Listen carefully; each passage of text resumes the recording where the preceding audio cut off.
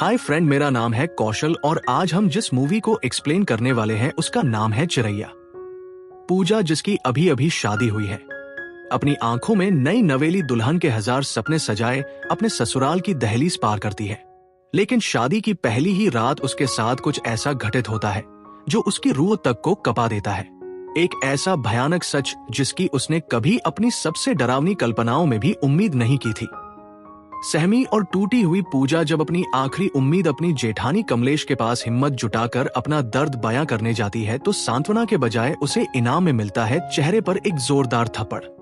पूजा जमीन पर गिरकर बिलख बिलख कर रोने लगती है।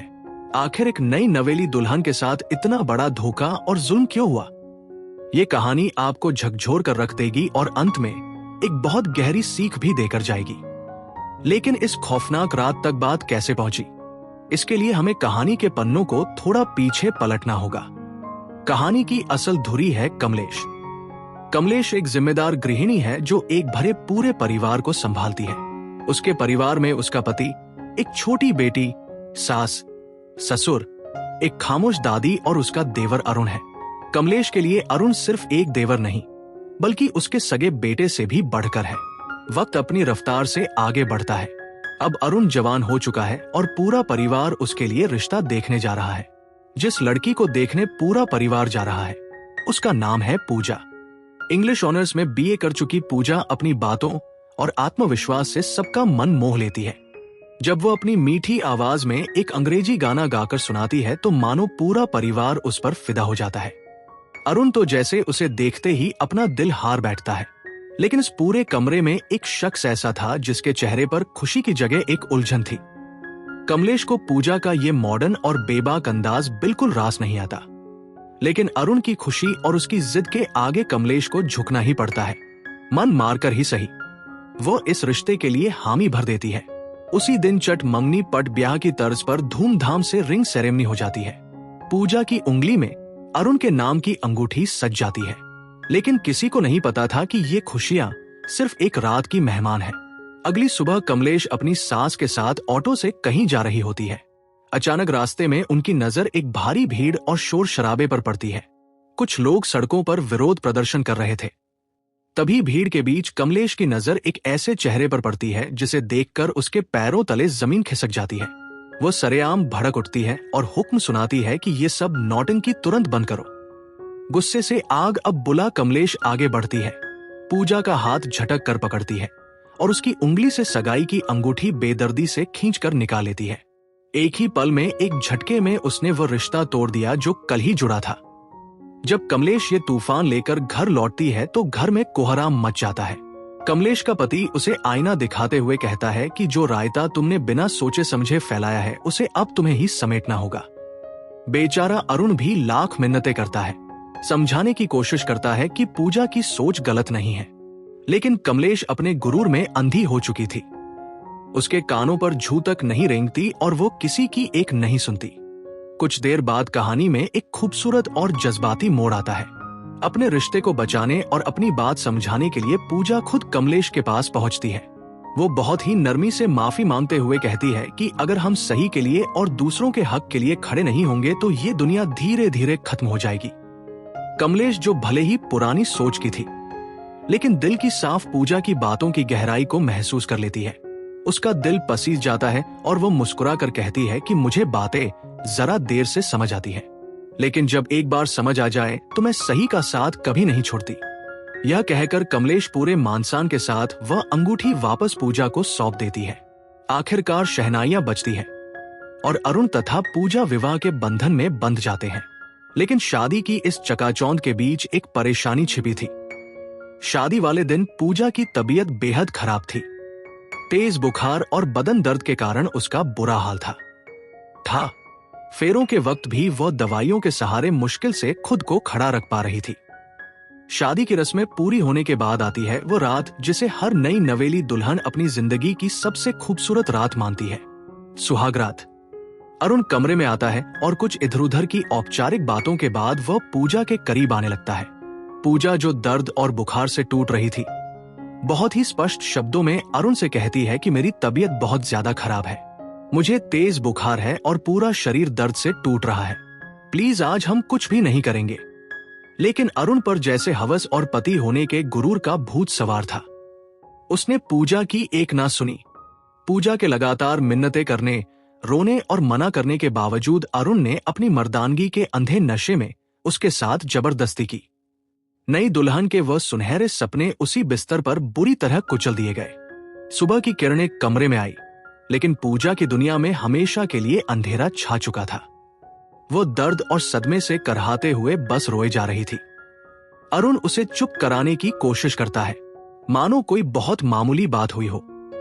वो बड़े हक से कहता है कि अरे मैं तुम्हारा पति हूं, ये तो मेरा हक है, शादी के बाद तो यह सब होता ही है। यह सुनकर पूजा के अंदर का दर्द एक चीख बनकर फूट पड़ता है। वो बिलखते हुए अरुण की आंखों में देखती है और कहती है कि हक तूने मेरा किया है। एक शब्द सुनकर अरुण सन्न रह जाता है, लेकिन अपनी घिनौनी हरकत पर शर्मिंदा होने के बजाय उसकी मर्दानगी को चोट लग जाती है। वो गुस्से से आब अबूला होकर कहता है कि अगर तुझे लगता है कि मैंने कुछ गलत किया है तो जा बाहर और चिल्ला चिल्ला कर सबको बता दे। यह कहकर वह निर्दयता से पूजा को कमरे से बाहर निकाल देता है। रोती कांपती पूजा जैसे ही कमरे से बाहर आती है, उसकी नजर आंगन में खड़ी कमलेश पर पड़ती है। कमलेश घर की और पड़ोस की कुछ औरतों से बात कर रही थी। पूजा के कानों में कमलेश की आवाज पड़ती है कि औरतें जितना किसी बम के फटने से नहीं डरती, उतना अपनी इज्जत का तमाशा बनने से डरती है।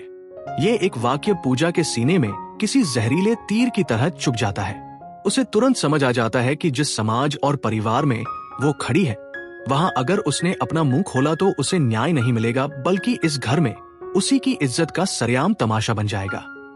समाज और बदनामी के इसी खौफ से हारकर एक जीती जागती हक के लिए लड़ने वाली लड़की अपने आंसू पीते हुए खामोशी से वापस उसी घुटन भरे कमरे में लौट जाती है। उसके मासूम दिल में कहीं ना कहीं ये उम्मीद बची थी कि शायद अरुण को अपनी हैवानियत का एहसास हुआ होगा।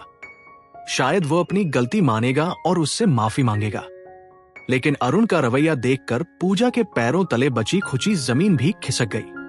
पूजा पहले से ही असहनीय दर्द में थी, लेकिन अरुण ने अपनी हवस को प्यार का नाम देकर एक बार फिर उसके साथ जबरदस्ती की। पूजा अंदर तक टूट चुकी थी। उसे समझ आ गया था कि जिसे दुनिया पति पत्नी का प्यार कहती है, वो उसके लिए सिर्फ और सिर्फ एक वैवाहिक बल था जिसके खिलाफ वो कुछ नहीं कर सकती थी। अगली सुबह कमलेश की नजर छत की बाउंड्री पर गुमसुम खड़ी पूजा पर पड़ी। पूजा की आंखों की वीरानी और उसका खामोश चेहरा देखकर कमलेश का दिल धक से रह गया। कमलेश के लाख पूछने पर भी पूजा ने रात का वो खौफनाक सच नहीं बताया। कमलेश समझ गई कि कुछ तो बहुत गलत हुआ है और वह बिना ज्यादा सवाल किए पूजा को उसके मायके छोड़ो आई। मायके पहुंचकर पूजा ने सोचा कि शायद दुनिया में एक मां ही है जो अपनी बेटी का दर्द समझ सकती है।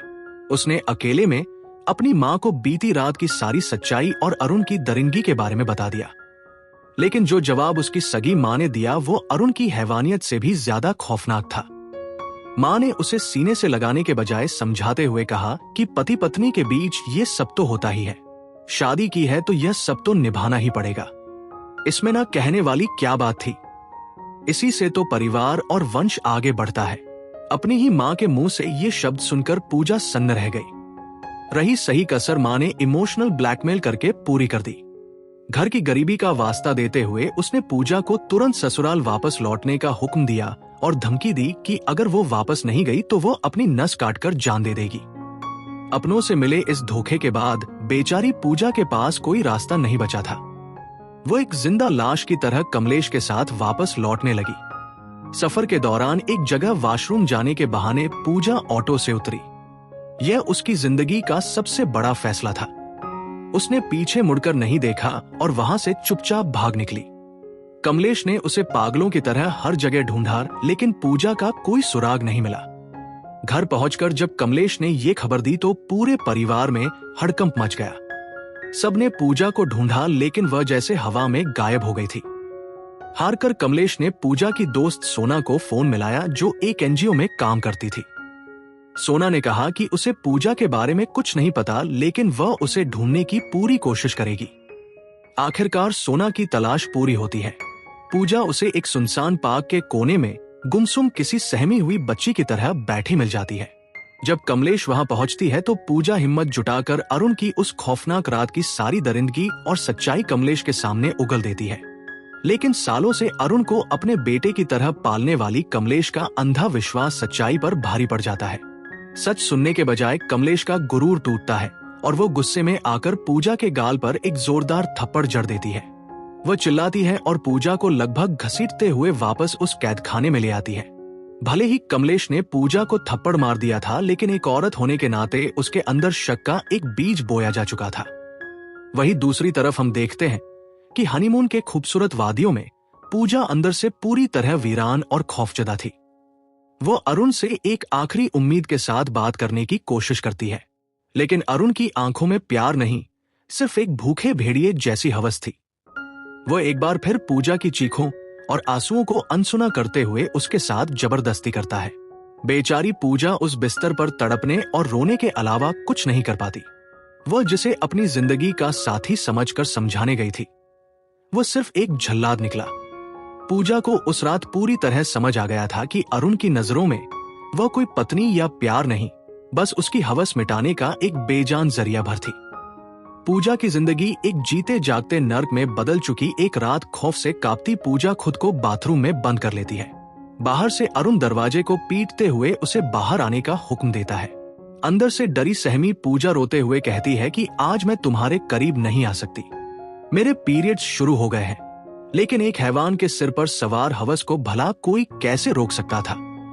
अरुण का जवाब किसी भी इंसान की रूह का पाने के लिए काफी था। वो बेशर्मी और क्रूरता से कहता है कि मुझसे झूठ मत बोल, दरवाजा खोल, मुझे देखना है। ये सुनकर बाथरूम के अंदर खड़ी पूजा की जान सूख जाती है। उसे समझ आ जाता है कि ये दरिंदा उसकी कोई बात नहीं मानेगा। इसी खौफ और बेबसी के बीच पूजा की नजर वहां रखी एक ब्लेड पर पड़ती है और सीन यहीं कट हो जाता है। अगली सुबह घर में कोहराम मच जाता है। सबको पता चलता है कि पूजा अस्पताल में है और उसकी हालत बेहद नाजुक है। पूरा परिवार बदहवास हालत में वहां पहुंचता है। अरुण बड़ी चालाकी से कमलेश और बाकी घर वालों को गुमराह करते हुए कहता है कि उसे औरतों वाली कोई अंदरूनी दिक्कत थी, शायद उसी वजह से यह हालत हुई है। लेकिन जब कमलेश अंदर जाकर लेडी डॉक्टर से बात करती है तो डॉक्टर जो सच बताती है वो सुनकर कमलेश के पैरों तले जमीन ही नहीं खिसकती, बल्कि उसका पूरा वजूद हिल जाता है। डॉक्टर भारी आवाज में बताती है कि पूजा के उन नाजुक हिस्सों पर ब्लेड से गहरे कट लगे हैं और बहुत ज्यादा खून बहने की वजह से उसकी ये हालत हुई है। ये सुनकर कमलेश सन्न रह जाती है। वो तुरंत खुद को संभालती है और घर वालों को वापस भेज देती है, ये कहकर कि वो पूजा के पास रुकेगी। होश आने पर जब कमलेश पूजा के पास बैठती है तो पूजा आंसुओं में डूबकर वो कड़वा सच उगलती है जिसने उसे इस हद तक जाने पर मजबूर किया। ये दर्द सुनकर कमलेश अंदर तक टूट जाती है। उस रात जब कमलेश घर लौटती है तो पूजा के दर्द को महसूस करने के लिए वो खुद बाथरूम में जाती है और हाथ में वही ब्लेड उठाती है। वो उस ब्लेड को अपनी त्वचा पर रखकर वही करने की कोशिश करती है जो पूजा ने किया था, लेकिन ब्लेड की हल्की सी चुभन से ही उसके हाथ कांप जाते हैं। वो ब्लेड फेंक देती है। उस एक पल में कमलेश को गहराई से एहसास हो जाता है कि आखिर वो 21 साल की मासूम लड़की किस कदर खौफ और दर्द से गुजरी होगी कि उसने खुद को इतनी खौफनाक सजा दे दी। अगले दिन जब अरुण अपनी बेशर्मी का लबादा ओढ़े पूजा से मिलने अस्पताल पहुंचता है तो उसे पता चलता है कि कमलेश पहले ही पूजा को डिस्चार्ज कराकर अपने साथ ले जा चुकी है। अपनी पत्नी की इतनी गंभीर हालत के बावजूद उस जाहिल इंसान के दिमाग में सिर्फ एक ही बात चल रही थी। वो बेशर्म होकर लेडी डॉक्टर से पूछता है कि अब मैं अपनी पत्नी के साथ इंटीमेट तो हो सकता हूं ना? ये घिनौना सवाल सुनकर डॉक्टर का खून खौल उठता है। वो डॉक्टर पूजा के वो खौफनाक घाव देख चुकी थी और जानती थी कि इसके पीछे कौन है। वो अरुण पर बुरी तरह भड़क जाती है और पूरी ताकत से चिल्लाते हुए कहती है कि बहुत ही नीच और घिनौना इंसान है तू। तेरे जैसे जाहिलों के आड़ में तो गोली मार देनी चाहिए। वो तुरंत सिक्योरिटी गार्ड्स को बुलाती है और अरुण को धक्के मारकर अस्पताल से बाहर फेंकवा देती है, ये चेतावनी देते हुए कि ये जानवर इंसान दोबारा मेरे अस्पताल के आसपास भी नहीं दिखना चाहिए। पूजा जो अपनी आंखों में शादी और एक नए जीवन के 1000 सुनहरे सपने लेकर इस घर में आई थी, आज उसकी जिंदगी एक ऐसे भयानक नर्क में तब्दील हो चुकी है जहां उसका ही पति उसका सबसे बड़ा मुजरिम बन गया है। प्यार और हक के नाम पर पूजा ने जो झेला है वो मौत से भी बदतर था। लेकिन अब जब पूजा मौत के मुंह से वापस लौट आई है और उसे उस कमलेश का साथ मिल गया है जो कल तक उसी के खिलाफ खड़ी थी, तो अब आगे क्या होगा? आपके हिसाब से अब पूजा को क्या कदम उठाना चाहिए? क्या उसे अरुण को माफ कर देना चाहिए या उसे ऐसी सजा देनी चाहिए जो एक मिसाल बन जाए? अपनी राय हमें कमेंट्स में जरूर बताएं। वीडियो को लाइक करें और चैनल को सब्सक्राइब करना बिल्कुल ना भूलें, ताकि पूजा की कहानी का अगला और सबसे अहम हिस्सा आते ही आप तक पहुंच सके। मिलते हैं बहुत जल्द कहानी के अगले भाग।